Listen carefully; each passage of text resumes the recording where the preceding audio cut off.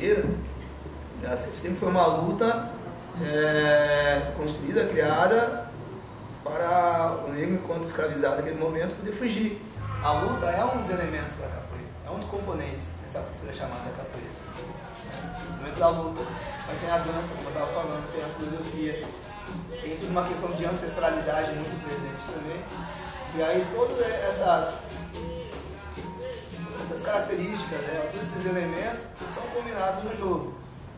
Que a capoeira também tomou uma forma de esporte, e aí toda essa cultura de matriz africana foi um pouco esquecida, né? E eu acho que a capoeira Angola, ela vem com essa, principalmente eu conheço vários camaradas que trabalham com a capoeira Angola dentro da comunidade, né? Que é onde a nossa cultura de matriz africana está sendo esquecida e está sendo dominada por outras culturas, pela igreja, né?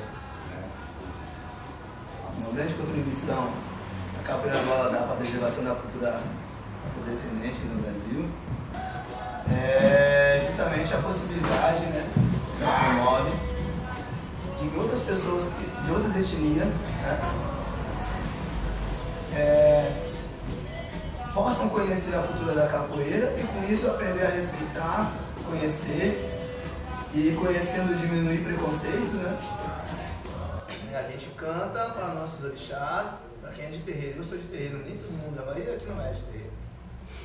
Que também não é uma determinação, eu vou jogar capoeira, eu tenho que ser de terreiro. Isso é legal até de se colocar que é uma equipe, as pessoas acham, agora eu vou jogar capoeira, eu tenho que virar batuqueiro ou do candomblé, não. Tem pessoas de várias orientações religiosas e outros não têm orientação nenhuma. E aí a capoeira é isso. Ela vai ser o que tu deseja, no momento que tu for necessário.